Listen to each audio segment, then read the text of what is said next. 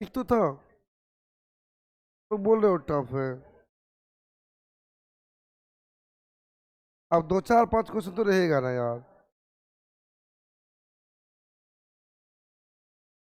कौन बोल रहा था टफ है रे अभी? टफ है क्या? कौन सा नहीं आ रहा?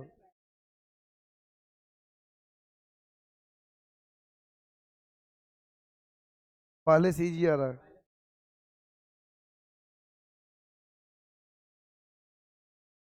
क्या बोल रहे हो?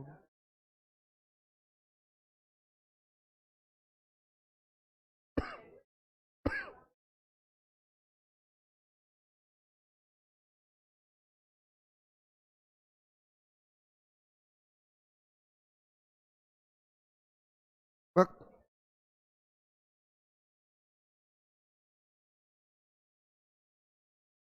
झूठ मूठ का हल्ला किए हुए। ले हो गया।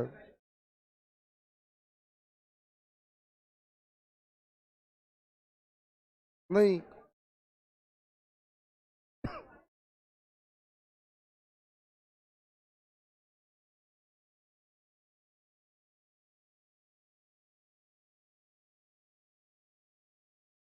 हाँ।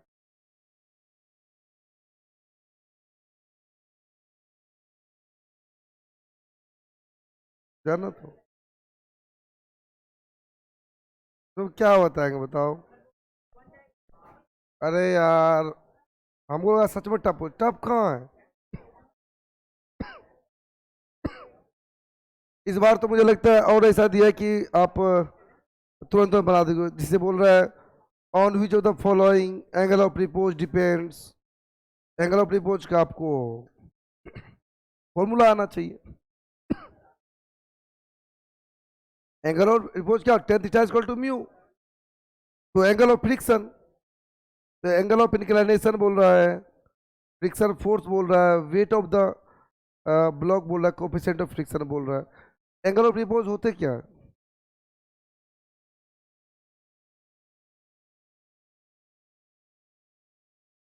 उसको एंगल ऑफ फ्रिक्शन बोलते हैं। क्या बोलते हैं? Angle of friction. अच्छा, वो भी ऊपर पूछा है कि वेट, नहीं, angle of friction is angle between normal and resultant of, resultant of friction and normal. That's it.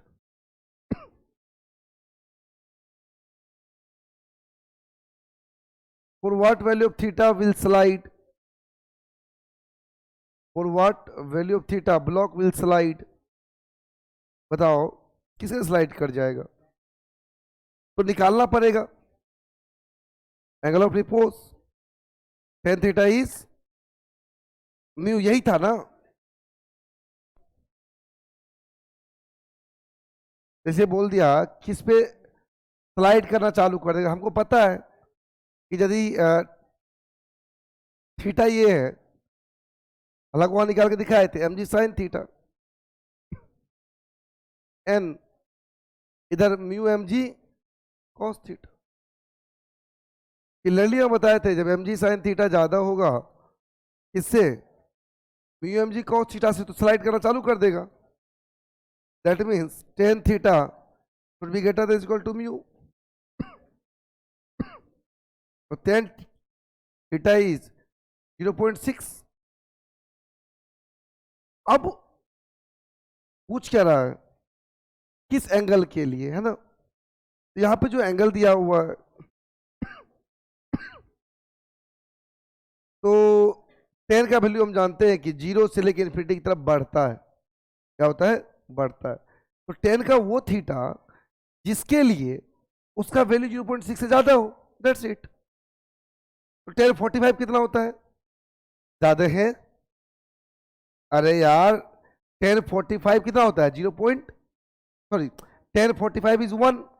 इससे ज्यादा होना चाहिए, यही होना चाहिए, कहां बोला है इससे ज्यादा होना चाहिए? तो दिमाग में थीटा 45 ऑप्शन में है, दूसरा तो देखते भी नहीं हम। 1030 कितना होता है? तो मान लो 1030 है, 1030 कितना होता है? 1/√3। 1/√3 का मतलब 1.7। अभी भाग के देख के देखो इसको, लेस देन 0.6 है, इसका मतलब ये नहीं हो सकता है। जब ये नहीं हो सकता तो बाकी इसके पीछे सब नहीं होगा, 20-15 नहीं हो सकता है। और आसान दे दिया कि तुम चेक ही मत करो, 45 पे 1 होता है जो कि इससे ज्यादा है, हो गया आंसर। तुम सोच रहे हो कि ये सब निकालेंगे कैसे? अरे निकालना जरूरी थोड़ी नहीं, थीटा उससे ज्यादा होना चाहिए। थीटा एंगल ऑफ रिपोर्ट से क्या होना चाहिए? ज्यादा, वही हो जरूरी नहीं है। हम तो ये बोले ना कि थीटा का ये मिनिमम वैल्यू है। थीटा क्या है? जहां से स्लाइड करना चालू कर देगा, उससे अधिक वाला तो ऑलमोस्ट वेलकम है ना वो तो।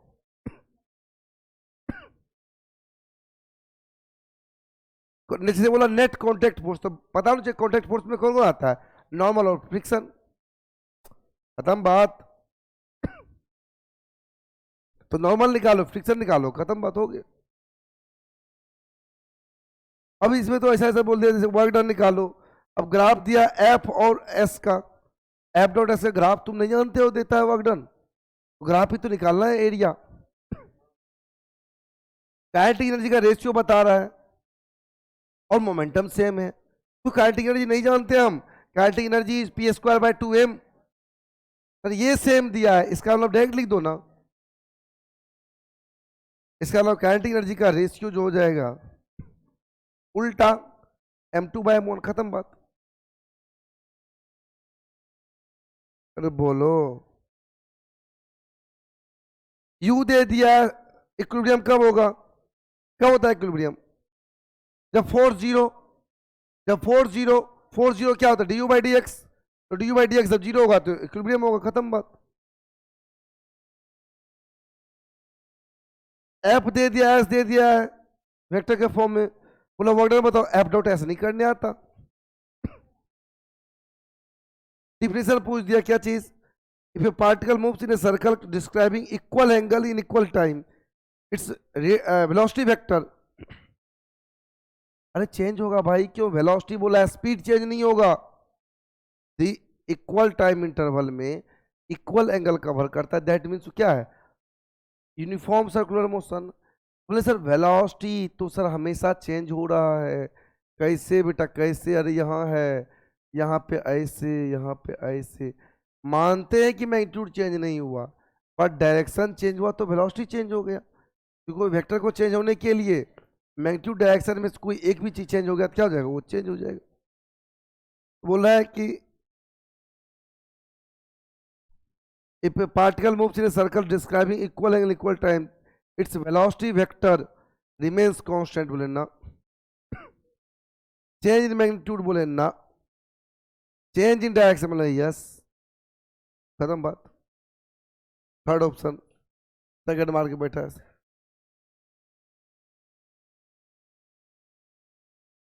Omega B A to particle A and B. Sir omega B A लोगे तो ओमेगा बी ए मतलब कि रिलेटिव वेलोसिटी हो गया ना, रिलेटिव एंगुलर वेलोसिटी। मैं आपको बताया था कि ओमेगा बी ए है, बी ए, तो यहां भी क्या होगा? वी बी ए भी होगा, डिवाइडेड बाय डिस्टेंस आर। तो वी बी ए क्या होगा? सर एक ऐसे दिया हुआ था, ऐसे इधर एक इधर, तो उल्टा डायरेक्शन में हो गया ना, जुड़ेगा तो टू बी ऊपर, और आर की तरफ सर ये गैप ना पूरा 2r। और और अभी भी हम लोग पढ़े थे कि सर यदि रोटेशनल मोशन इसको मान लेते, क्या बोलते, एक पॉइंट मास नहीं है, रोटेशनल मोशन में मान लिए होते, तो किसी भी पॉइंट का किसी भी पॉइंट के अबाउट ओमेगा क्या होता है? सेम। क्या सोचना फिर भी बटे आर। सीधा बोलना कि रिवाइज नहीं किए थे। ये थीटा दिया हुआ, बताओ तुम एक भी ऐसा क्वेश्चन दिखा दो जो तुम्हारे मतलब कॉपी से बाहर है, सिंगल नहीं है, जबकि होना चाहिए एक दो तो होना चाहिए, टीचर जो नहीं पढ़ाए वो भी पूछे। ऐसा कोई चीज, थीटा दिया है, बोले बताओ वेलोसिटी क्या होगा, वेलोसिटी 2 सेकंड पे, ऐसा क्वेश्चन नहीं करवाया है कि थीटा दिया डिफरेंशिएट करके टी का वैल्यू रख दो, एकदम कॉपी वाला क्वेश्चन है। अरे बाप रे, गिना दिया 3 kg का मास है, 20 मीटर हाइट पे गया है, कितना लॉस हुआ एनर्जी का, mgh। उससे भी देखो, ओहो, ये बोल रहा है कि angular velocity of particle revolving in circular orbit 100 times पर मिनट। 100 टाइम्स पर मिनट मतलब क्या, 100 बार घूम रहा है, किसको घूम रहा है, 2 पाई को 100 बार बटे 60, नहीं सर डिग्री की रेड, ये हो गया रेडियन, डिग्री में कन्वर्ट करना होगा, 360 बाय पाई से, सॉरी 180 बाय पाई से मल्टीप्लाई, खत्म बात।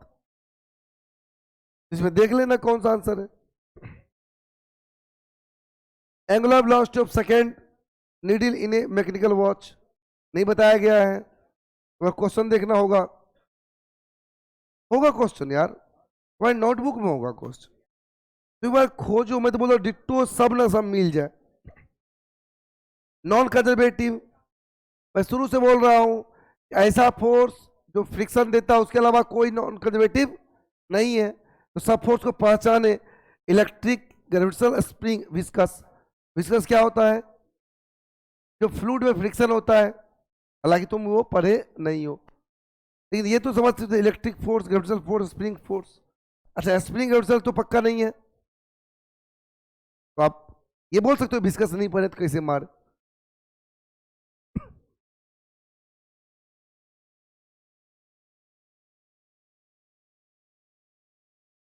अच्छा देखो देखो देखो, बीस में बोल रहा है विच of the following statement is not true for work done by conservative force. Conservative force किसको बोलते थे, जो पाथ पे डिपेंड नहीं करता है, मतलब जिसका पाथ, जिसे ऐसा हम बोले होंगे, जो परमानेंट लॉस नहीं होता है, आप एक पॉइंट दूसरे पॉइंट पे घूम के फिर वहीं पे जाओगे तो सेम क्या होगा, सब कुछ पहले जैसा हो जाएगा। इसमें क्या बोल रहा था, it does not depend on path, बोला कौन सही नहीं है वो खोजो, बोले सही बात है ये। It is equal to difference of initial and final potential energy function, बोले ये भी सही है। It can be recovered completely, बोले ये भी सही है, नन ऑफ द अबव हो जाएगा,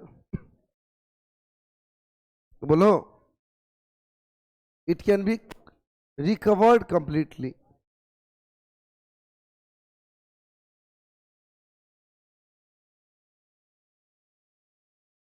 अच्छा एक तो और उससे भी अभी मैं जो कहीं दिखा था,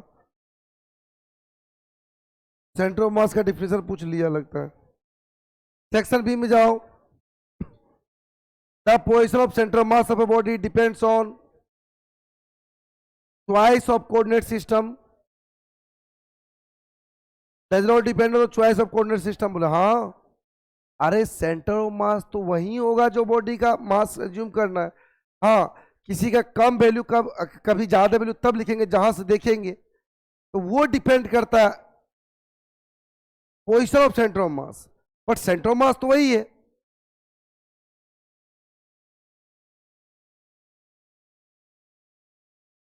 अच्छा लीनियर डेंसिटी वाला एक क्वेश्चन करवाए थे तुमको रॉड का, उसमें शायद लिए होंगे, तुम्हारे क्लास में शायद लिए थे जहां तक मुझे याद है, 2 लैम्डा प्लस 3 ऐसे कुछ करके था, 2x प्लस ऐसे कुछ था ना, आप नहीं बना रहे हो।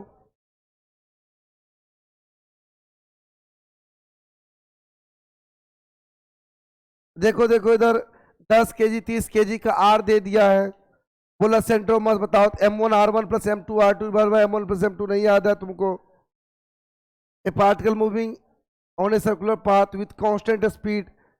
तो कांस्टेंट स्पीड से मतलब 80 जीरो, लेकिन एसी है, एक्सेलरेशन क्या रहेगा? कांस्टेंट। किधर होगा? डायरेक्टली रेडियली आउटवर्ड, बोले ना, डायरेक्टली रेडियली इनवर्ड। क्या होगा? रेडियली इनवर्ड, क्योंकि डायरेक्शन चेंज होते रहता है, इसीलिए क्या होगा? हमेशा मतलब एक्सेलरेशन चेंज होता रहेगा। हाँ, मैग्नीट्यूड चेंज नहीं हो रहा है। कितना होता है वो? V square bar. आसान है यार। देखो ये बोल रहा है कोई बॉल है, रेडियस दे दिया है, मास दे दिया है, भी दे दिया है, centripetal force on the ball is M V square bar, M दे दिया, भी दे दिया, आप क्या चाहिए? बाप रे बाप, खत्म कर दिया एकदम आज बोल के कि सर नहीं बनना। ओहो, value of coefficient of friction can be, अरे कुछ भी हो सकता है भाई, हमको क्या पता सरफेस कैसा है।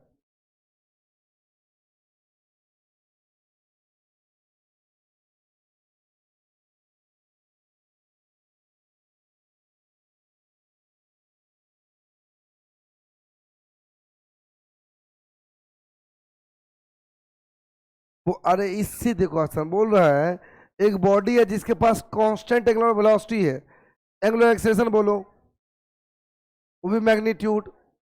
अरे ओमेगा कांस्टेंट, तो उसको डिफरेंशिएट करेंगे तो जीरो नहीं होगा? क्या सोच रहे हो? जीरो लिख रहा है, मैग्नी कांस्टेंट एंड नॉन जीरो। बहुत सही।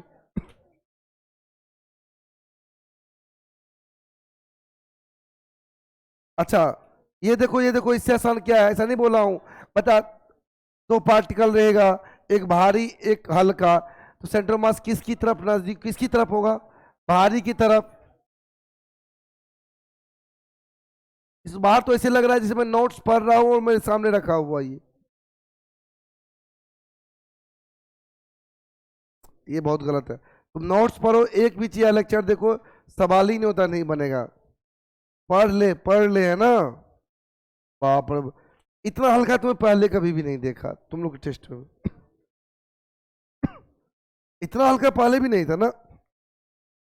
इस बार ऐसा था ना, पता कि इस बार अच्छा पेपर में क्यों बोल रहा हूँ, इस बार सब के सब सॉल्व करने वाला नहीं है। क्योंकि क्या होता है 11th बच्चे के साथ, इस सब के सब यदि सॉल्व करने वाला पूछ लेता है ना, आता तो है बट टाइम बहुत लग जाता है, और सबको अटेम्प्ट नहीं कर पाते आप। जैसे लेंदी जिसको बोलते हैं, टफ नहीं, लेंदी। यदि ऐसा दे दिया क्वेश्चन, हल्का हल्का ही है लेकिन सब में जोड़ना घटाना है, वो टाइम ले लेगा ना। तो जानने के बावजूद हम अटेम्प्ट करने में बहुत टाइम चला जाएगा। इस बार ऐसा क्वेश्चन है ना कि कुछ निकालना है, कुछ अच्छा क्वेश्चन भी 4-5, जैसे वो लेमडा वाला अच्छा क्वेश्चन है, लेकिन तुमको बताया हूं।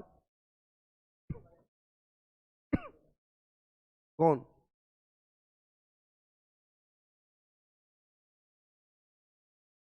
कौन कौन? अरे एंगल ऑफ रिपोर्ट किस पे डिपेंड करेगा?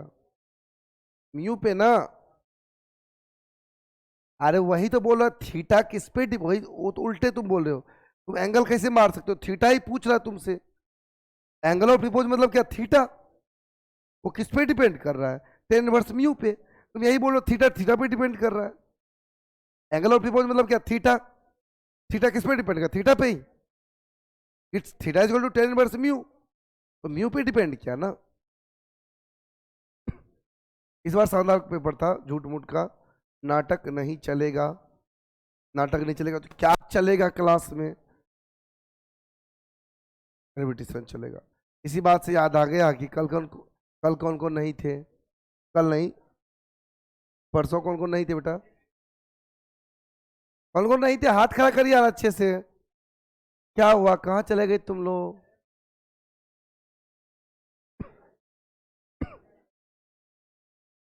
कौन कौन नहीं थे बताओ?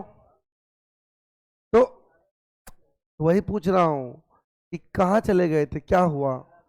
पीछे सब आए थे लोग? अरे क्यों नहीं, रीजन तो बता। तब मैं सोचूंगा करना क्या है। अरे बोलो यार, बोलो। अरे मैं थोड़ा धीरे धीरे बोलना चाहता हूँ, गला दर्द कर रहा। बोलो, धीरे धीरे बोलूंगा मैं। हाँ, क्यों नहीं थे? अरे पूछ रहा हूँ यार, मैं थोड़ी ना डांट रहा हूँ, मार थोड़ी ना रहा हूँ, पूछ रहा हूँ क्या हुआ। अब जैसे नहीं थे तो उसको लेक्चर देखे क्या? नहीं तो बताओ, फिर मैं आगे बढ़ूंगा ना। ऐसा नहीं कि नहीं समझोगे तो फिर पूरा चैप्टर चला जाएगा ना। कौन कौन एकदम नहीं भी देखे हो, तब मैं उस अनुसार से स्टार्ट करूंगा, क्योंकि फिर नहीं समझ में आएगा नहीं तो। कौन कौन ऐसे बच्चे हो जो लेक्चर नहीं देखे हो अभी? एक और दो तीन चार। तुम लोग बेटा देख लियो लेक्चर?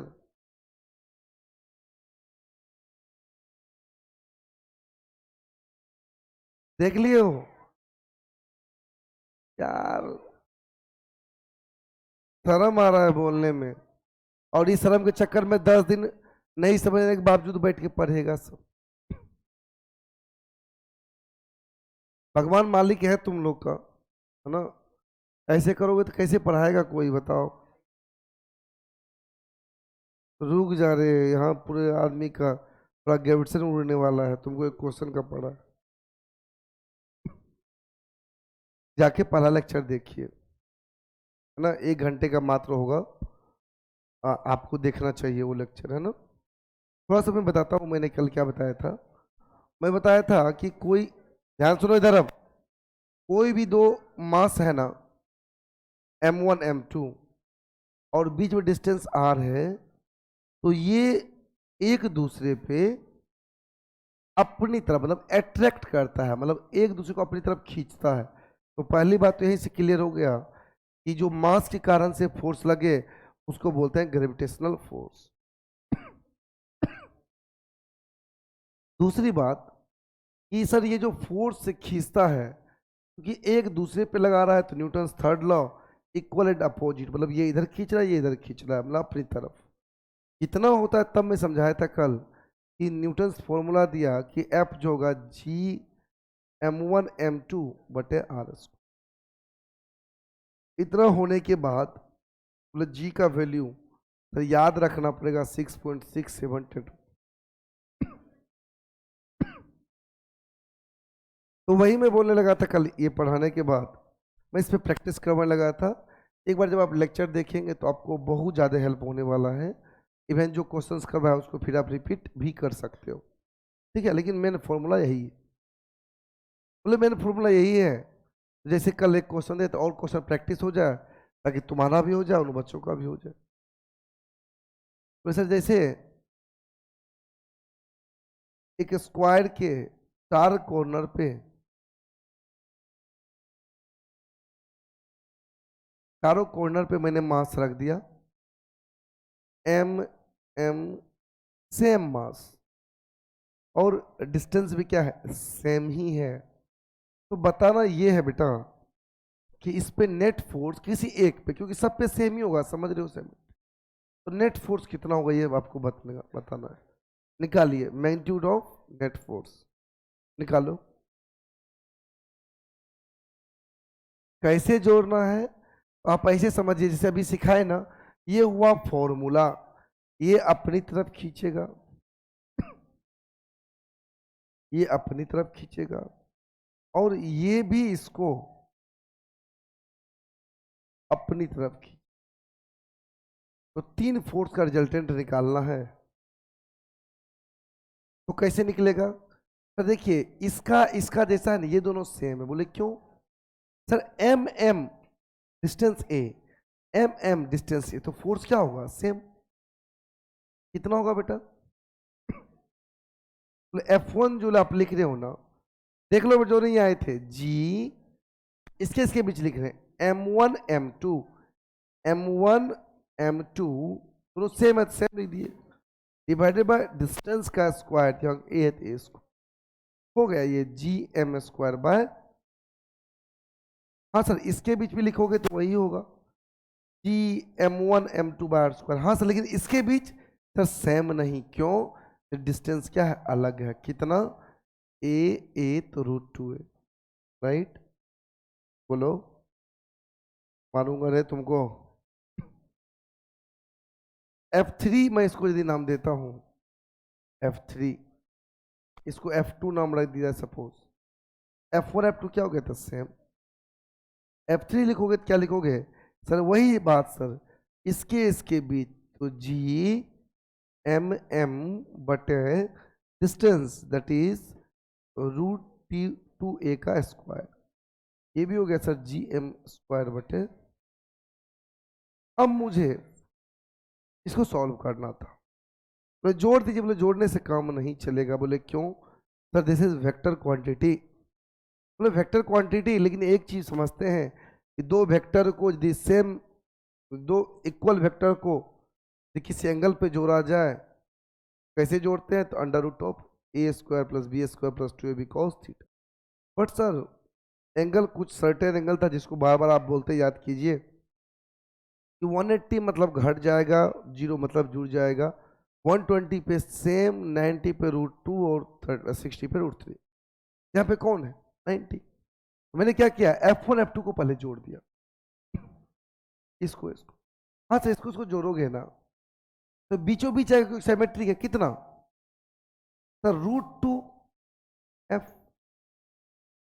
अब इससे फायदा क्या हुआ? इसका मैंने रिजल्टेंट निकाल लिया। अब इस दोनों को जोड़ के एक बना लिया, और ये बीचों बीच है इसलिए कि दोनों क्या है? इक्वल अमाउंट का फोर्स है, बीचों बीच जाएगा। अब इस दोनों को जब जोड़ने की कोशिश किए, क्या बोले सर? सेम डायरेक्शन में तो है, और सेम डायरेक्शन में डायरेक्टली क्या होता है? जुड़ जाता है। मैंने बोल दिया कि जो मेरा आंसर हुआ फाइनली एफ नेट, वो कितना हो गया? तो √2f + f3। एफ सर कौन? ये वाला एफ। तो एफ ये यही था ना? बोलो। तो बोले सर ये कितना? √2। एफ का वैल्यू रखिए सर GM² बटे a² + GM² बटे 2a²। हाँ सर, आपका यहाँ भी छोड़ दो सकते हो, तो आपका मन कर रहा है तो कॉमन ले लो, GM²/a²। आपको देखने को मिलेगा √2 + 1/2। This is right. देखिए कैसे किए। यहाँ पे जो बच्चे नहीं आए थे उसके लिए मैं बोल रहा हूँ, सिंपल, कोई भी दो के बीच फोर्स लगाना हो, GMM बटे a², GM1 M2 बटे R²। यहाँ पे GMM बटे a² इधर, इसको ये कैसे लगाया? अपनी तरफ खींचा। ये कैसे लगाया? अपनी तरफ खींचा। अब तीन फोर्स है, तीनों को जोड़ना था, तो मैंने पहले दो को सॉल्व कर जोड़ दिया, फिर उस दो जोड़ के जो निकला वो तीसरे से जोड़ दिया, तीनों को नहीं जोड़ हो गया। तो 2 + 3 + 7, तो 2 + 3 पहले जोड़ के 5 बना लिए, और 7 + 5 = 12 करते हो कि नहीं करते हो? तो ये और ये जोड़ना आसान है, क्यों? इक्वल फोर्स, इधर भी उतना ही, इधर भी उतना ही, और दोनों के बीच कितना? 90। तो सर एकदम बीचों बीच चला जाएगा।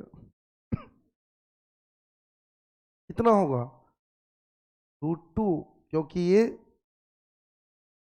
√2 क्यों सर? ये f √f² + f²। बस जब ये इधर जाएगा तो बना दिया मैंने √2f, और F3 एक पहले से था इधर। बोलो। हाँ सही है। ओके, तो एक प्रैक्टिस और हो जाए सर। बोले सेम ही दे दीजिए, तो लो मैंने दे दिया। 2 मीटर, 2 मीटर है ये, metre, 2 metre.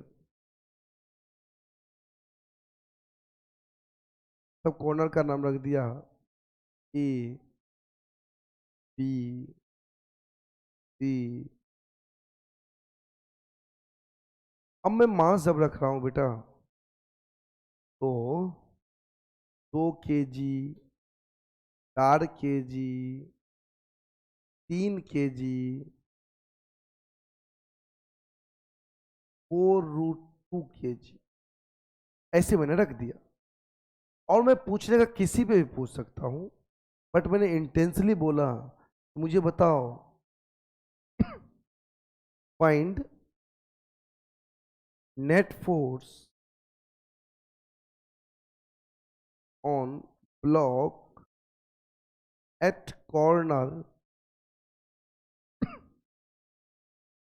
A in terms of, मतलब जी को मतलब सॉल्व आपको नहीं करना है, जी जी के फॉर्म में ही बताओ। तो बताओ बच्चों इसका, जैसे भी बताए थे सेम डिट्टो वही।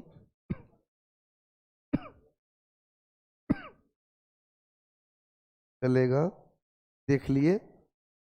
अब इसको बनाइए, बनाइए बनाइए।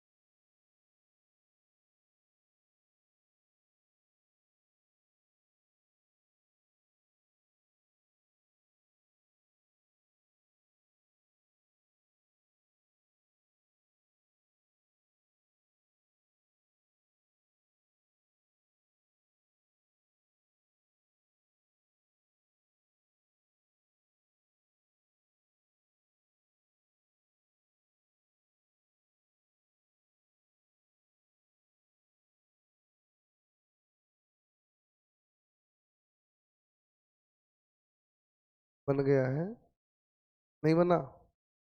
बनाओ बनाओ। और बेटा थोड़ा क्लास में कंटिन्यूटी रखो, है ना। आप क्लास छोड़ेंगे तो अब नहीं सीख पाएंगे मेरे इस फिजिक्स, है ना। और मान लो किसी कारण बस छूट जाता है तो आपका रिस्पॉन्सिबिलिटी है कि आप अगले क्लास में देख के आइए। एक नहीं, दो बार देख के आइए यार, समझ क्यों नहीं आएगा? आप, दिक्कत ये है कि आप तो क्लास छोड़ देते हो, उसके बाद भी लेक्चर देख के नहीं आते हो, तो गलत बात है। रिकॉर्डेड लेक्चर इसलिए दिया जाता है, एटलीस्ट यार फिजिक्स में तो देख के आओ, है ना, नहीं तो नहीं चलेगा। चलेगा क्या? दुर्गा पूजा के लिए असाइनमेंट दिया ही हूँ, यदि वो नहीं आएगा तो ऐसे ही भगा दूंगा। कितना क्वेश्चन था याद दिला दो मुझे। 180 था ना। तो धीरे धीरे ये अपने तरफ बढ़ रहा है टाइम। चलिए, मैं अब सॉल्व करूं, किसी का आया आंसर? कितना? कितना? जोर से बोल। अच्छा 13, 13।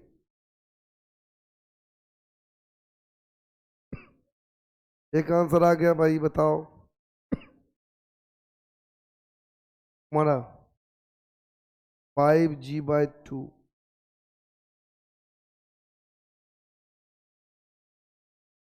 बताओ बताओ तीनों, अरे क्या कितना आया? बहुत बात करता तीनों, बताओ।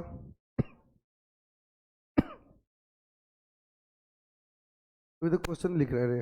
हाँ, बताओ जल्दी। क्वेश्चन अभी तक, अरे बाप रे, क्राइम कर दिया। तू क्वेश्चन भी नहीं लिख रहा है।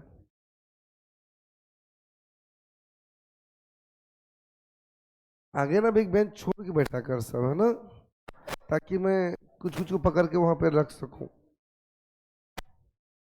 अब एक बेंच छुड़वा के बैठना पड़ेगा।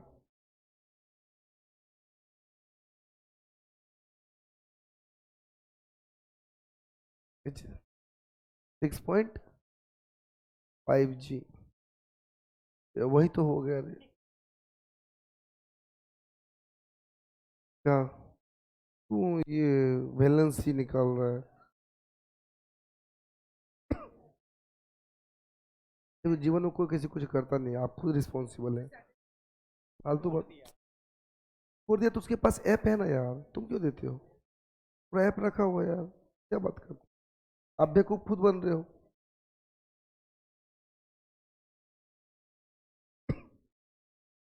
तुम लोग क्यों नहीं आए? आए थे, क्यों नहीं आए थे? तो लेक्चर क्यों नहीं देख के आते हो? तो फीवर आता, मुझे भी फीवर है आज, मैं दवाई खा के पढ़ा रहा हूँ ना। हाँ, तो बहाना नहीं यार, किसको बहाना, मेरे लिए क्या करोगे? अपने लिए ही पढ़ोगे ना तुम लोग। कम से कम लेक्चर देख के आओ, है ना, छूट जाए तो मैं मान सकता हूँ कि छूट सकता है किसी का भी, लेकिन आप लेक्चर देख के नहीं आएंगे तो कैसे काम चलेगा? दिखा रहे इधर, बहुत बात करते क्लास में, इधर भी दिखा। क्यों? हाँ, कल नहीं आए थे, लेक्चर देख क्यों नहीं आए? तुझे साथ बहुत बात करती है ना बैठ के, रोज तू ही बैठती है उसके साथ, अलग अलग बैठा कर दोनों, रोज बात करती है। खड़े रखूंगा पूरा क्लास, समझ में आएगा सर कैसे? पूरे क्लास कल से दोनों अलग अलग बैठना। मैं 6 महीना से देख रहा हूँ, लगता है तो साथ ही बैठ रहे हैं। यार उसी के पूरे क्लास में क्या एक ही गर्ल के साथ दोस्ती बनाना है? और सब कोई पहचानो कि तुम कहाँ से हो, अपने आप को सीमित मत होने दो, है ना। चलिए, तो देखिए थोड़ा सा ये टफ तो है, लेकिन क्या टफ है, इधर वाला फोर्स भी अलग, इधर वाला भी अलग, और इधर वाला भी अलग। अच्छा, मुझे क्यों ऐसा लग रहा है कि किसी का भी सही नहीं होगा? मैंने दे ही दिया ऐसा, अब ये किसी का नहीं सही होगा यार, वो किसी का नहीं आपसे होगा, मैं क्या बताऊं।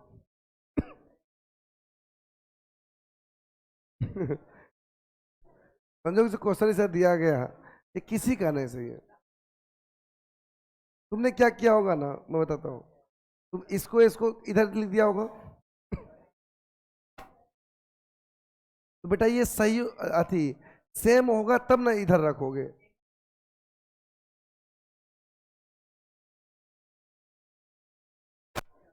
बीच में तो आएगा ही नहीं ना सिमेट्रिक, क्यों? तो इधर फोर्स अलग, इधर फोर्स अलग। तो दूसरा प्रॉब्लम समझो, कि मान लो इसको इसको निकाल भी लिया अलग, ये इधर आ गया, अब ये एंगल नहीं मालूम, इसके साथ जोड़ना है तो ये नहीं बनेगा ना, कुछ सुधारते हैं हम लोग। ज्यादा सुधार नहीं, हल्का सुधार करेंगे तो बन जाएगा। हल्का क्या सुधारना है, 2/4 या 4 दे दीजिए, अब बन जाएगा, अब बन जाए, क्यों? अब ये फोर्स हो गया सेम, इसका इसका रिजल्टेंट एकदम बीचों बीच आएगा, जो तुम किया था पहले नहीं था सेम। अरे सेम फोर्स रहेगा तब ना बीचों बीच जाएगा यार, आप मेरी बात समझ नहीं रहे हो। तब ना बीचों बीच मतलब डायगोनल के क्रॉस, लेकिन आप पहले भी वही किए होंगे, सेम रहे न रहे बीच में रख दिए होंगे। तो अब मैं यदि 4 kg दे के निकालूं, क्या हो जाएगा बेटा, यहाँ एफ, तो G 2/4 तो 2G हो गया, ये भी फोर्स 2G, ये भी फोर्स 2G, ये √2F, और ये F3 बोल दो, F3 कितना होगा, G m m/G m m/R², R क्या है, √2 रूट टू है, बोलो ये कितना हो जाएगा? तो ये हो जाएगा 8, ये 8 कैंसल, √2g। अब बोलिए एफ नेट होगा सर। देखिए ध्यान से, ये प्लस ये प्लस ये सेम है, तो हम लोग जोड़ा तो इधर आ गया √2f। क्या लिख दिया? √2f plus f3। तो √2f कितना था? 2g। बोलो √2 इंटू 2g प्लस f3 कितना है? √g। तो ऐसा लगेगा 3√2g।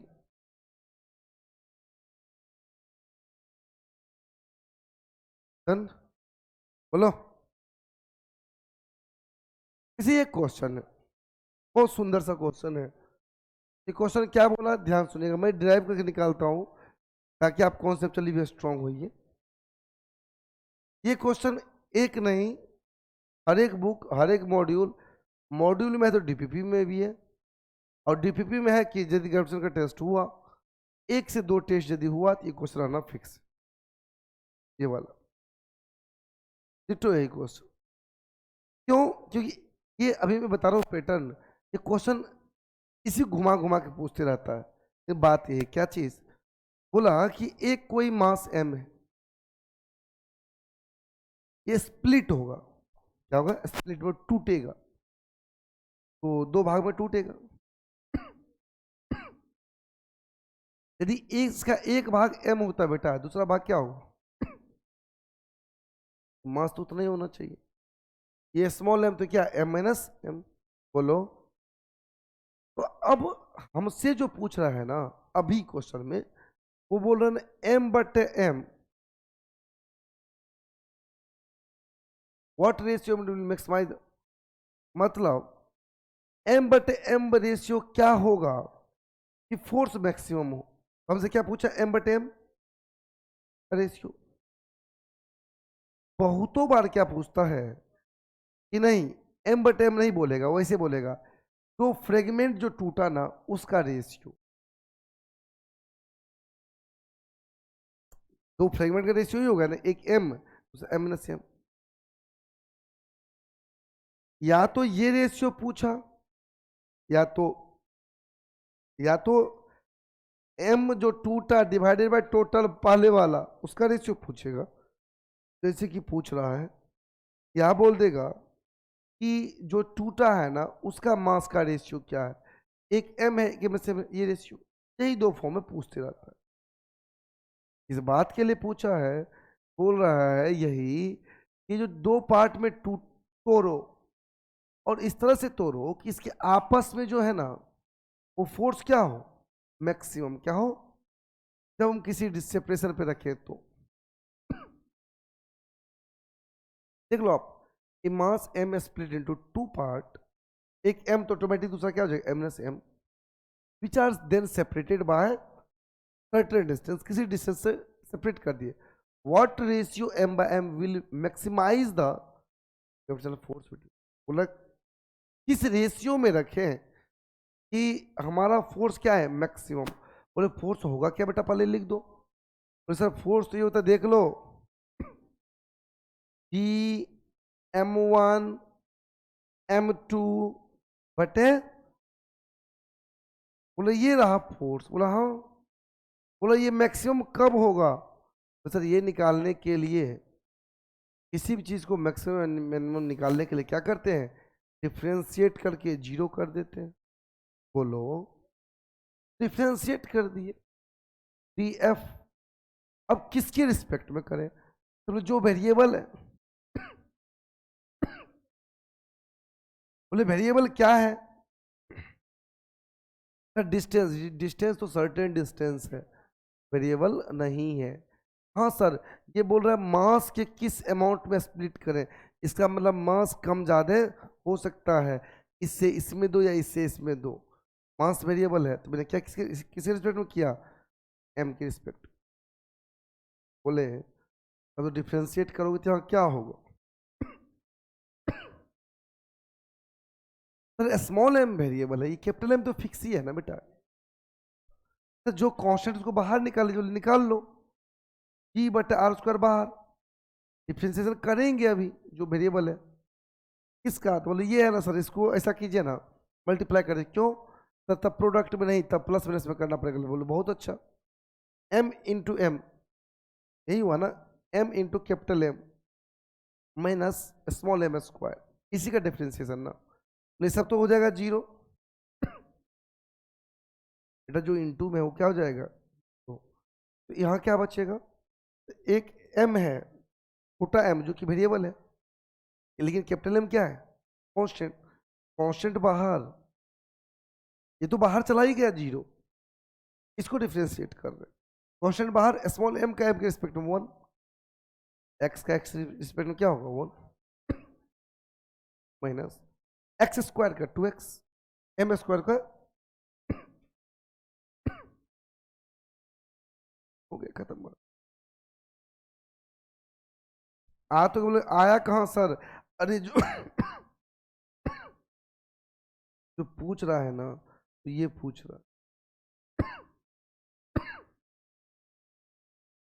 m बटे m रेशियो, अब इसी को कैसे पूछते रहता है वो, जब सोचो हमसे ऐसे पूछा होता है ना कि जो स्प्लिट जो स्प्लिट हुआ है उसका रेशियो बताओ, बोले सर एक है m बटे 2, बोले कहाँ आया सर, यहाँ देखिए ना, स्मॉल m इक्वल टू क्या आ चुका है, स्मॉल m इक्वल टू क्या आ चुका है, कैपिटल m बटे 2, ऐसा नहीं हो गया कि सर इसको यदि मैक्सिमम फोर्स चाहते हो ना कि m बटे 2, ये भी कितना m बटे 2, ये m बटे 2, तो m माइनस m बटे 2, m बटे 2 आधा आधा, तो सीधा सा बात हो गया, याद भी रह सकता है हमको, सर किसी मास को दो भाग में स्प्लिट करें कि मैक्सिमम फोर्स है तो आधा आधा टूटता है, तो बोलेगा सर बताइए रेशियो, बोले किसका किसका, जो टूटा अपॉन इनिशियल 1/2, नहीं सर उसके बीच बताइए रेशियो, जो टूटा है आधा आधा तो बराबर हो गया ना, क्या होगा रेशियो 1/1, दोनों सेम हो गया ना बेटा, अरे जब ये भी m/2 हो गया, कैपिटल m/2 हो गया, और ये भी कैपिटल m/2 हो गया, इसके बीच का रेशियो पूछेगा तो क्या बोलेंगे 1:1, और इसके बीच की पूछेगा तो क्या बोलेंगे 1/2, बोलो समझ गए बात को, तो बता दिए थे ना, एक बार जरूर से लेक्चर देखिएगा, मैं बार बार बोल रहा हूँ, जब तक आप लेक्चर देखेंगे तब तक मैं दूसरा चीज शुरुआत करते हैं, ये क्या है फील्ड, फील्ड किसको बोलते हैं,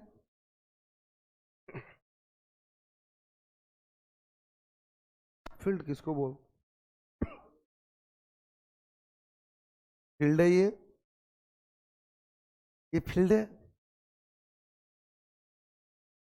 अरे मैं बोल रहा हूँ, मैं ये फील्ड नहीं बात कर रहा हूँ, मैं बोल रहा हूँ जनरल तुमको बोलते हैं कि फील्ड है ये, इसका क्या मतलब हुआ, एक रीजन, क्या हो गया, एक रीजन, एक क्षेत्र, जैसे गांधी मैदान एक फील्ड है ना, दैट इज फील्ड, तो फील्ड मतलब क्या हुआ है कि एक रीजन को क्या बोलते हैं फील्ड, और फील्ड किसको बोलते हैं, जैसे बोलते हैं तू मेरे एरिया में आके रंगबाजी करेगा, ये मेरा एरिया है, इसका क्या मतलब हुआ सर, ऐसा स्पेस जहां तक मेरा इफेक्ट प्रभाव है, दैट इज माय रीजन, मेरा फील्ड है वो, क्या वो मेरा फील्ड है, तो क्या मतलब हुआ कि जहां पे आप दावेदारी ठोक रहे हो कि मेरा एरिया है, यहाँ पे बदमाशी नहीं चलेगा, इसका मतलब वहां तक आपका प्रभाव महसूस किया जा सकता है, बोला कैसे पता चलेगा कि तेरा एरिया है, कैसे प्रभाव, बोला कि नहीं जो ये जो मेरा हॉस्टल है इसके आस पास रहोगे तो गर्दा ही उड़ा देंगे, लेकिन दूर रहेगा थोड़ा सा कम गर्दा, बोले क्यों, अरे वहां तो लिमिटेड आदमी पहुंच पाएगा, जिसके पास व्हीकल होगा वही ना पहुंच पाएगा, लेकिन बगल में रहोगे तो सब उतर जाएगा, इसका मतलब जगह जगह का भी इम्पोर्टेंस, भले ही आप ही के एरिया में है लेकिन जगह का भी इम्पोर्टेंस है, क्यों, तो जो नज़दीक जगह है उस पर प्रभाव मेरा ज़्यादा है, जो दूर जगह है वो प्रभाव क्या है मेरा कम है, तो इसे प्रभाव कैसे पता चलेगा? बोले देखिए सर मेरा प्रभाव उतना ही है, मेरा प्रभाव उतना ही। बोले कैसे पता चलेगा? बोले सर देखिए ना कि मैं अपने प्रभाव से मैं कहीं भी कुछ कर सकता हूँ, मैं गया किसी को पीट के आ गया। बोले इसे प्रभाव पता नहीं चल रहा है कि तुम कितना प्रभावशाली। बोले क्यों?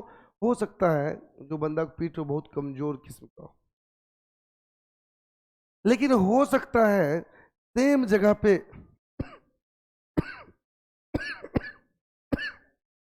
कोई दमदार बंदा बैठा हो, तो कोई दमदार बंदा बैठा हो तो तुम क्या बोलोगे? सर वहां पे मेरा प्रभाव उतना ही है जितना था, वो उस पर इफेक्ट नहीं हो पाया।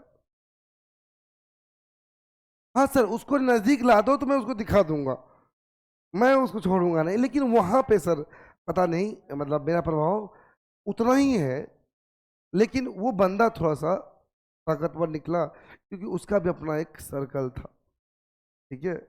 फिर मैं उतना इफेक्ट नहीं दे पाया जितना मैं चाह रहा था।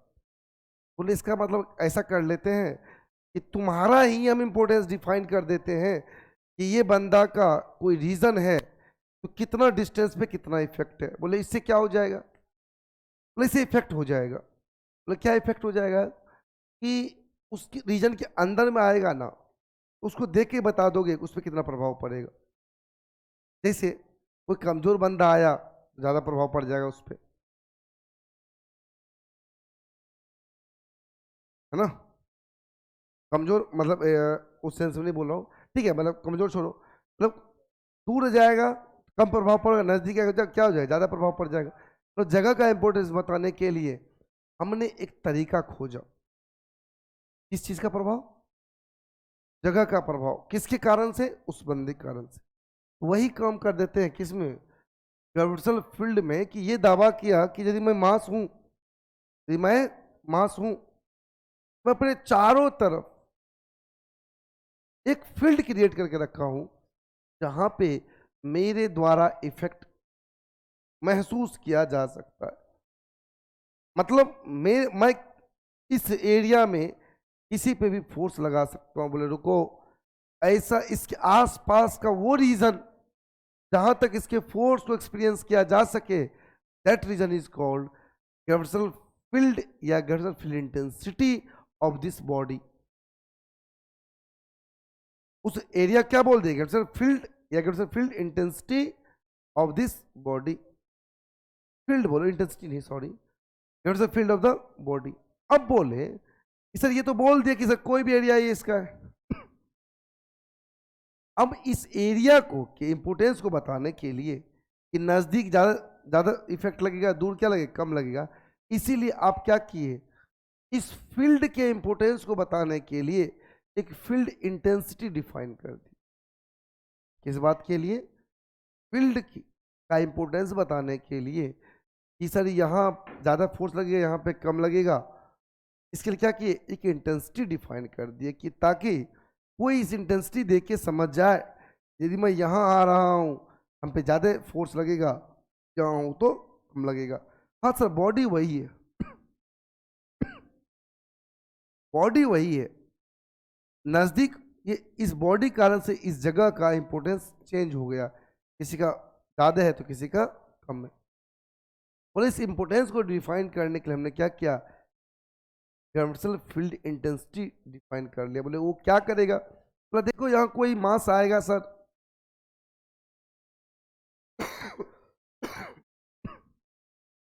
तो इतना ही फोर्स लगेगा ना सर, G m/r। हाँ, अच्छा सर m के बदला में 2m आ गया तो 2m लग जाएगा, ज्यादा हो जाएगा। तो मतलब ये बदलेगा तो ये फोर्स भी बदलेगा ना, लेकिन ये इसके कारण से बदल रहा है, बट इसका इफेक्ट फिक्स है कि कम आएगा तो उस अनुसार फोर्स ज्यादा आएगा, ज्यादा लगाएगा फोर्स। हमको इसके फील्ड को डिफाइन करता, हमने इसलिए क्या बोला, जो फोर्स m है ना, ऐसा करते हैं हम ये मान के डिफाइन कर देते हैं ना, यहाँ यूनिट मास है। क्या है यूनिट मास? बोले क्यों सर, आपको फोर्स लिखना होगा ना, मैं यहाँ 1 kg के लिख देता हूँ, और आपको जिसके लिए लिखना होगा ना उससे मल्टीप्लाई कर लीजिएगा। इसमें 1 kg के लिख दिया, इतना फोर्स है, बोले नहीं 5 kg, 5 से मल्टीप्लाई कर ले। जो कम 1 kg पे कर रहा हो उसके 5 गुना किस पे करेगा, 5 kg। इसीलिए फील्ड इंटेंसिटी कैसे डिफाइन किए, अब सुन लो। अब भले ही इतना देर कहानी समझे न समझे, हम मैथमेटिकल एक्सप्रेशन लिख रहे हैं, सीधा क्या बोले द गैड्सल field is the space around the mass or a graph of masses, नहीं ग्राफ नहीं, group of masses within which it can exert gravitational force on other masses। इसको क्या बोलेंगे, gravitational field। बोलो, बोले मतलब ये, यदि ये कोई मास है ना, इसके आसपास की जो क्या बोलेंगे, ग्रेविटेशनल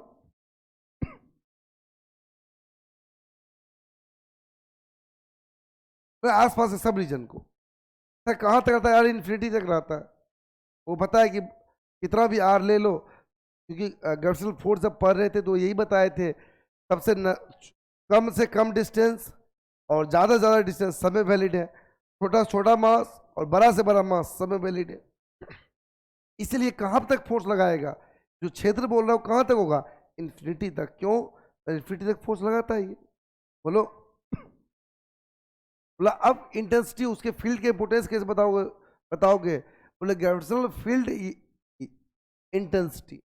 मतलब ध्यान सुनिए, ग्रेविटेशनल फील्ड एक तो एरिया हो गया, मतलब एक रीजन हो गया, जगह हो गया। ग्रेविटेशनल फील्ड इंटेंसिटी उसके इंपोर्टेंस को बताने के लिए आया था इन terms of force, in terms of force. उस मास के प्रेजेंस का इंपोर्टेंस बता रहा है कौन, gravitational field intensity in terms of force. तो और तरीका है क्या, बोले हाँ, इन टर्म्स ऑफ एनर्जी, वो आगे डिस्कस करेंगे। यहाँ पे क्या बोले, इन टर्म्स ऑफ फोर्स, तो उसका प्रेजेंस को बता रहा है इन टर्म्स ऑफ फोर्स। तो कैसे बता रहा है, वो डिफाइन करने के लिए बोला। अच्छा एक चीज और, वैसे बोलना चाहिए कि फाइंड ग्रेविटेशनल फील्ड इंटेंसिटी, क्या बोलना चाहिए, find gravitational field intensity at this point. लेकिन वो इतना भी बोल देना कि find gravitational field at that this point, बोलेंगे सर बात क्या होगा, सेम। बहुत बार क्या करता है, ग्रेविटेशनल फील्ड इंटेंसिटी ना लिख के सिंपल कितना बोल देता है, ग्रेविटेशनल फील्ड। बात क्या होगी, जबकि फील्ड एक जगह है, लेकिन इसीलिए बोला जगह का तो कोई बता नहीं, निकाल नहीं पाएगा। तो फील्ड इंटेंसिटी कोई बोले या सिंपल फील्ड बोल दे, आप क्या समझोगे, वो फील्ड इंटेंसिटी ही है। दूसरी बात कि इसको ई से भी दिखाते हैं, आई से भी दिखाते हैं, तो मैंने सोचा आई से मैं दिखाऊं, क्योंकि तो 12th में हम लोग इलेक्ट्रिक फील्ड को ई से दिखाते हैं। इसको भी दिखा सकते हो इससे, कोई दिक्कत नहीं, मैं आई से दिखाया। बोले क्या है, बोले अभी तो बताए सर। आप क्या करो, इसके इंपोर्टेंस को फोर्स के टर्म्स में, कैसे सर, पर यूनिट मास ले लो, क्या ले लो, पर यूनिट मास। वही लिखे देखो, the gravitational field intensity at a point, इसी पॉइंट पे, लेकिन वो पॉइंट कहाँ रहना चाहिए, within gravitational field is defined as, इसी को याद तो करना है, क्या चीज defined as the gravitational force exerted on unit mass, this is important, placed at that point। मतलब ऐसे मानो जैसे उस पॉइंट पे एक यूनिट मास है, तो मिला जुला के आप ये इनडायरेक्टली नहीं बोल रहे हो कि फोर्स पर यूनिट मास है, वो क्या है, वो फोर्स पर यूनिट मास। इसको आज से क्या बोल दी, इंटेंसिटी। बोले कल के दिन मुझे फोर्स निकालना हो तो, बोले सर भैया आई पता होगा, एम आई नहीं कर दोगे, बोलो मल्टीप्लाई नहीं कर दोगे। मतलब ये हो गया कि मुझे फोर्स पता है ना बेटा, आई निकाल सकते हैं, और आई पता है तो फोर्स निकाल सकते हैं। बात सही ना, बोले तब तो यूनिट मास के लिए बताइए सर, जैसे आप पढ़ा रहे थे। बोले सर ये देखिए कोई मास एम है, यहां से मुझे किसी पॉइंट पी पे मुझे इंटेंसिटी निकालना है, तो मुझे क्या जूम करना पड़ेगा, जैसे मानो कि वहां पे क्या है, 1 kg का मास है, फोर्स कितना लगाएगा सर, फोर्स जो लगाता है कि मान लीजिए स्मॉल एम रहता तो क्या लगता, चलो स्मॉल एम छोड़ो, पहले 1 kg लगाओ, क्या लिखते, जी एम दूसरा एम बटे आंसर क्या हुआ, जी एम बटा आर स्क्वायर, खत्म बात। ये क्या हुआ, इंटेंसिटी। बोले इस बात को ऐसे नहीं लिख सकते सर, कैसे, फोर्स बटा मास। बोले कैसे लिखोगे, जैसे मान लो यहाँ पे m kg है, क्या होगा फोर्स, जी एम एम बटे आर, सर बटे मास, तो बटे मास कर दो, फिर से वही आया कि नहीं आया। सर पर यूनिट मास बोलो या फोर यूनिट मास बोलो, बात सेम ही है ना। अरे पर यूनिट मास मतलब एक मास के लिए, बोलो। बोले यहाँ पे क्या लिखेंगे सर, तो मैं यही बोलूंगा बेटा कि मुझे फोर्स आप लिखने बोलते ना, मैं तो इधर ही लिखता F। लेकिन आई बोल रहे हो सर, आई भी इधर ही होगा। बोले क्यों इधर होगा सर, क्योंकि फोर्स बटे mass, this is scalar quantity, this is scalar, vector बटे स्केलर इज वेक्टर। तो जो आई का डायरेक्शन वही एफ का, देख लो यहाँ पे एम तो स्केलर है, जो एफ वही आई। अब ये सब कोई पूछता है एकदम बच्चों वाली बात, ऐसा यूनिट क्या होगा, बोला तू नहीं जानता क्या, जब फोर्स पॉइंट मास है, फोर्स का न्यूटन पर मीटर नहीं हो जाएगा, तो पर के जी। ओके, नहीं सर मैं इसलिए लग जाता हूँ डायमेंशन। बोले डायमेंशन तुझे नहीं आता क्या, बोले नहीं आता।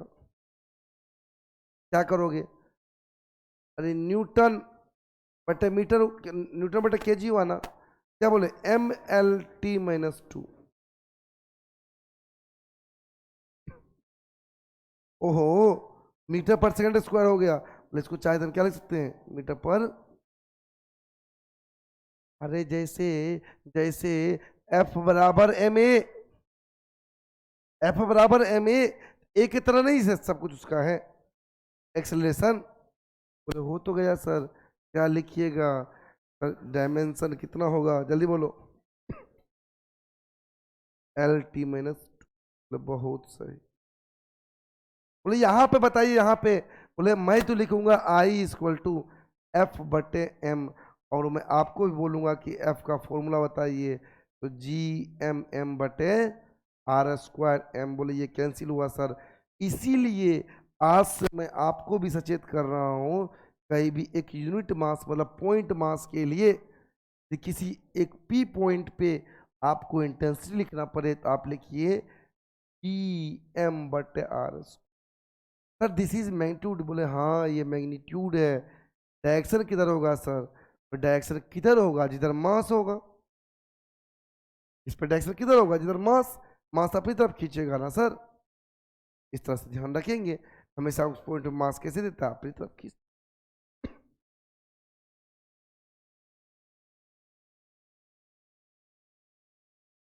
जैसे मान लो ये कोई एक ये है,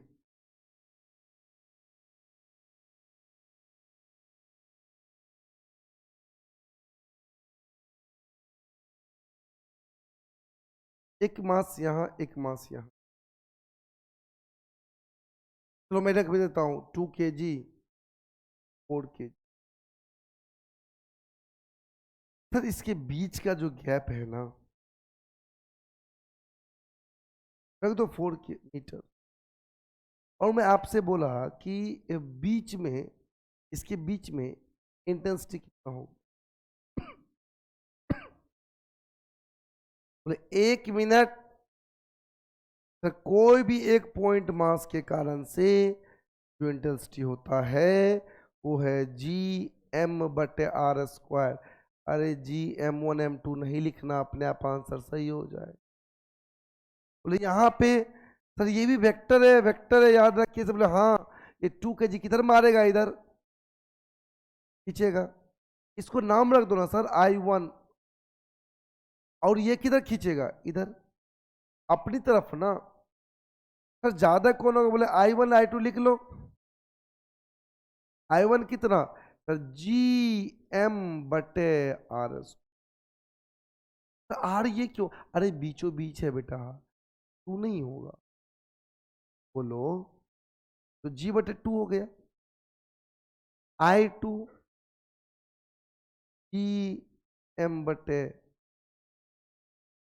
तो कौन जीता? I2। बोले रुकिए सर, I2 ज्यादा हो गया, इसीलिए बोलेंगे ज्यादा में से कम घटाओ। डायरेक्शन किधर? तो यदि ज्यादा वाले में से कम घटा रहे हो तो डायरेक्शन ज्यादा वाले की तरफ। बोले हाँ सर, इसका मतलब क्या हुआ? तो नेट इधर हुआ आई, इधर किधर हुआ आई? इधर। और हमसे पूछोगे ना सर आई कितना हुआ, मैं आपको समझाऊंगा कि जी बट्टे नहीं नहीं नहीं नहीं नहीं नहीं नहीं नहीं नहीं नहीं, I2 माइनस I1 लिखिए सर अच्छे से, इसमें से घटा है कितना? जी माइनस जी बटे किधर? Towards 4 kg। चाहो तो लिख लो टुवार्ड्स,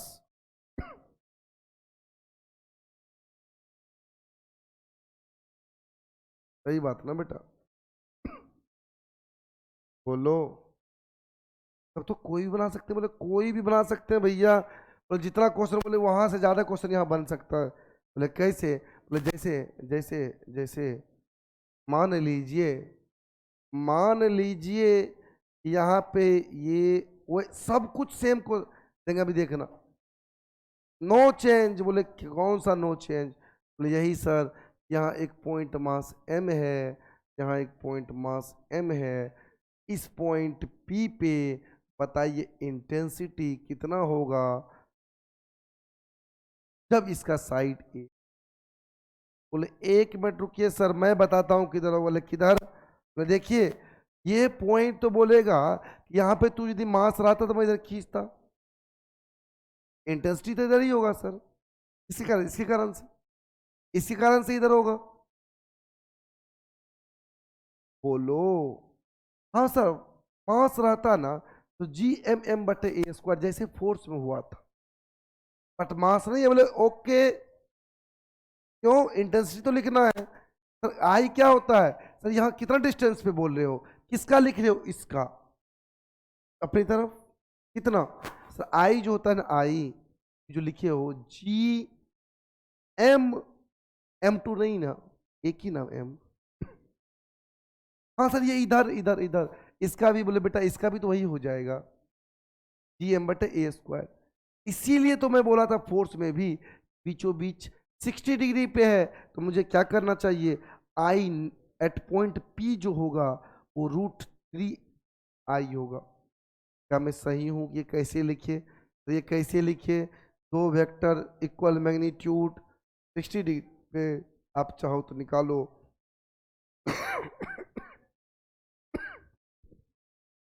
आप निकालो √I² plus I² plus 2I cos. तो आप निकालोगे तो आप यही देखो 60 के लिए क्या था? √3।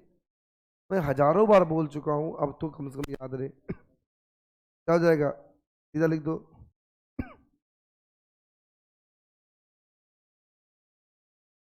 डन मानू मैं?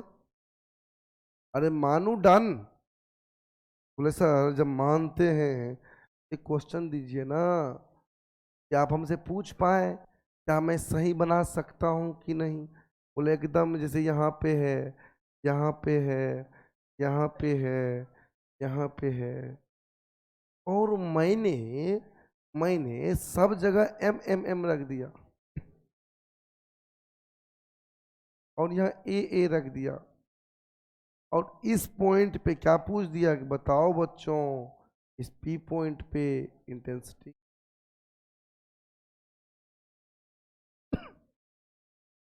क्या तुम रफ में सॉल्व करके हमें बता सकते हो?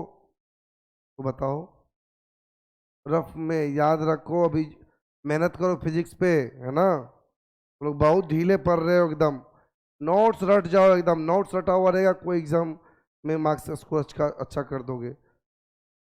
ऐसे एकदम याद नहीं चाहिए अंदाजा से, हाँ सर ये वाला क्वेश्चन एकदम लगता है मेरे कॉपी के बीच में है, उसके बगल में ये चीज लिखा हुआ था।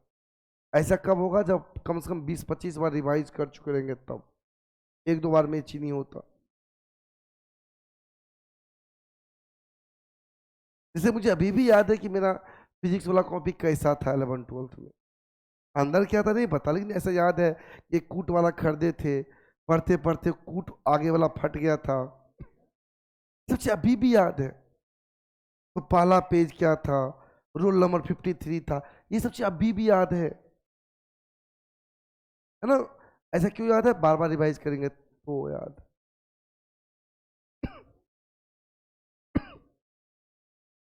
जैसे केमिस्ट्री वाला कॉपी कैसा था मुझे एकदम नहीं याद है, एकदम नहीं याद है कि मतलब कैसा था। लेकिन फिजिक्स वाला भी याद है, फर्स्ट पेज जो था कूट वो ग्रीन था, मेरा फट गया था, इतना मोटा सा था। ये आपके इंटरेस्ट को बताता है ना? इतना डन, बोलो। इधर ये खींचा होगा, intensity I, sorry free intensity I, इसको भी आई बोल दी, क्यों सर? सेम ना, क्यों? अरे बेटा same mass same distance, but ये अलग सर। बोले क्यों? क्योंकि मास सेम बस डिस्टेंस अलग। तो बोले इस आई को इस I3 में जोड़ दीजिएगा। बोले क्यों? तो इसका रिजल्टेंट भी तो इधर ही होने वाला है। कितना सर? आई आई तो कितना हो जाएगा? √2i। तो पहले भी तो यही किए थे आप। बोले हाँ। बोले पहले आई बताइए। बोले आई जो है इस कॉर्नर पे इस मास कारण से, तो GM बटे, सेम क्वेश्चन नहीं दिख रहा आपको? I2 I3 बताओ, GM बटे √2a का स्क्वायर, यही ना बेटा? क्या हो जाएगा? GM बटे 2a स्क्वायर। बोले बहुत सही। आई नेट निकालना था सर। हाँ मुझे पता है सर आई नेट कितना। बोले कितना? तो आप ध्यान से देखिए, एकदम ध्यान से देखिए, तो ऐसा लगेगा कि यहाँ दो एक ही तरफ आ रहा है। कितना? एक √2i प्लस I3। अरे इसका इसका रिजल्टेंट ले लेती, कट गया ना, तो एक ही डायरेक्शन में हो गया ना, दो वेक्टर, सिंपली जोड़ दी। तो √2 GM बटे a स्क्वायर पहला, और GM बटे, हो गया। आपका मन हो तो GM कॉमन ले लीजिए।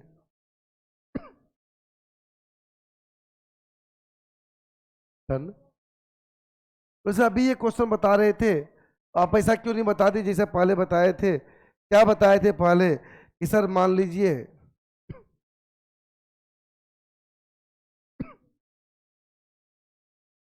मान लीजिए सर, मान लीजिए कि ये दोनों सेम मास रहता,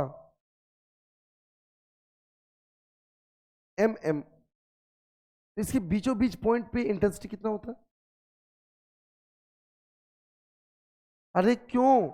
अरे बेटा ये GM बटे a स्क्वायर, ये भी दोनों अपने अपनी तरफ इक्वल ना? फिर बोलो। बोला सर ये तो हो गया 0, मैं मानता हूं। ये क्यों नहीं बता रहे हैं कि मास अलग हो? ठीक है, मास अलग हो चलेगा, तो बताइए वो कौन सा पॉइंट है? ये डिस्टेंस D है, तो कौन सा पॉइंट है जहां पे I0 होगा? तो बीच में, बोले ना बीच में तो सेम मास में ना, तो बोले कौन सा पॉइंट है? बोले इसी का तो देखे थे एक फॉर्मूला। तो सर वहां तो फोर्स देखे थे।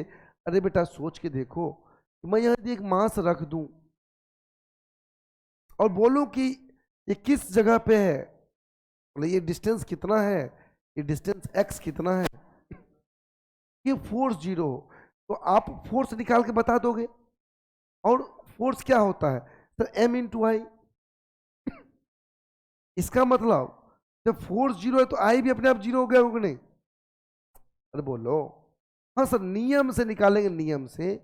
नियम तो ये कहता है कि जैसे पहले मेहनत किए थे, ये इसको इधर खींचा और ये इधर खींचा, दोनों क्या होना चाहिए? बराबर। I1 I2 क्या होना चाहिए? बराबर। तो I1 इक्वल टू I2 होना चाहिए सर, तब 0 होगा। कैसे? GM1 बटे x square equal to GM2 बटे, सर ये डिस्टेंस, कौन सा डिस्टेंस? ये वाला डिस्टेंस। बोले कितना? तो ये है D-, बोलो कितना डिस्टेंस है ये? ये भी यही लिखिएगा ना सर, जी बोलो। तो इसको सॉल्व कीजिएगा ना, जैसे उसको सॉल्व किए थे, कैसे किए थे, पलट दिए थे एक्स स्क्वायर बटे, जब आप सॉल्व करोगे ना इसको, देन आप क्या पाओगे, सेम वैसा रिजल्ट। कैसा कि एक्स जो हुआ था, क्या हुआ था बताओ, याद है किसी को, क्या हुआ था बताओ, कैसे सॉल्व करना, मैं हिंट दे दूं, लो मैं थोड़ा एक स्टेप और बढ़ा देता हूँ। एक्स स्क्वायर बटे m one equal to d minus x बटे एम टू। तो रूट ले लो, रूट ले लो सर, हो जाएगा एक्स बटे under root m one equal to d minus x बटे। अब जब x2 सॉल्व करोगे, x सॉल्व करोगे, तो आप पाओगे कि d बटे 1 प्लस अंडर रूट m2 बटे m1। हाँ सर, इसीलिए मैं बोला था ना कि आएगा फॉर्मूला आगे भी, इसलिए क्या है इंपॉर्टेंट है कि सर कोई पॉइंट पे इंटेंसिटी जीरो बोले या बोले फोर्स जीरो, बात क्या है सेम। वो पॉइंट दो पॉइंट की मिडिल में होगा, और कितना होगा सर, जहां से देखेंगे उसको m1 बोलिए, तो हो जाएगा x इक्वल टू डी बटे अंडर रूट डी बटे one plus under root m2 बटे m1। बहुत बहुत बहुत सही। और इसी बात पे ये क्वेश्चन क्यों नहीं सॉल्व कर देते सर, बोले ये भी आसान ही है। बोले क्यों, बोले देखिए तो सही एक बार, infinite particle each of mass M placed at the position 1 2 3 4 5 6। बोले चाहिए क्या, चाहिए क्या, बोले ये चाहिए डेंसिटी एट द ओरिजिन। ऐसा अच्छा, 1 2 3 नहीं है, बल्कि 1 है, 2 है, 4 है, 8 है, ऐसे। बोले ओरिजिन पे चाहिए, बोले हाँ सर ओरिजिन पे चाहिए। बोला पहले एम फर्स्ट का आंसर निकालो, बोले इधर निकला अपनी तरफ, ये भी अपनी तरफ, ये भी अपनी तरफ, सब के सब तो अपनी तरफ खींचेगा ना, उसे कोई दिक्कत ही नहीं है। क्यों, अरे सब वेक्टर एक ही तरफ, तो सिंपली जोड़ दो ना। अरे बोलो, तो बोले सब निकालिए फिर, तो आई नेट हुआ बेटा। बोले सर लिखिए, कैसे लिखेंगे, ऐसे लिखिए, एक के कारण से, दूसरे कारण से, तीसरे कारण से, ऐसा निकाल के जोड़ते चले जाइए। नहीं सर होगा कितना, तो तू बताना कितना होगा इंटेंसिटी। सर इसके कारण से इस पॉइंट पे जी एम बटे A square, R square G M बटे आर स्क्वायर, ऐसे ही ना। यदि आर क्या है, वन है, वन है ना, क्या लिखोगे पहले वाले के लिए, टी एम बटे वन स्क्वायर। दूसरा टी मास तो सेम ना बेटा, एम बटे,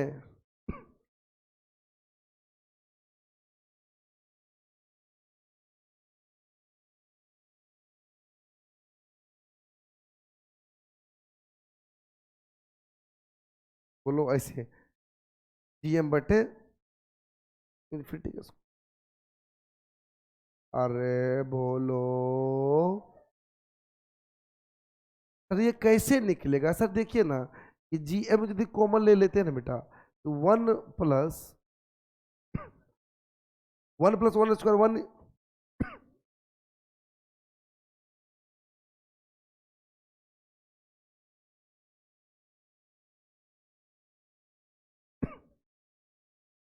बोले सर ये जोड़ना, बोले सर जोड़ना आसान है, बोले क्यों, ये sum of infinity terms for geometric progression. मैं आपको बताया था, क्या बताया था, सर हिंट लिखिए सर, मैं बार बार भूल जाता हूँ। अरे ये बताया था बेटा कि जब आर लेस देन वन हो, तो सम ऑफ इन्फिनिटी टर्म्स जो होता है वो ए बटे वन में से आर होता है। बोले बहुत सही, तो जी एम इन्फिनिटी टर्म्स जोड़ ही रहे हो ना, तो जी एम इंटू ए बटे वन में से आर, ए कितना वन,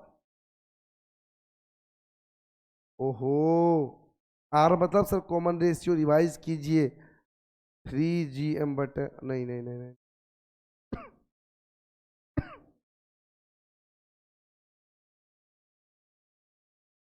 सॉल्व कर दिए, सही बोल रहा हूँ ना मैं। बोले ये क्या है, ये क्या है,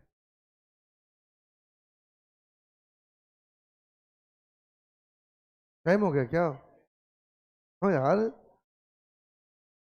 मुझे लग रहा है अभी मैं धीरे धीरे बोल रहा हूँ ना, थोड़ा सा मुझे लग रहा है, तो एनर्जी रखा हुआ है क्या? ओके, अगले क्लास में पढ़ेंगे।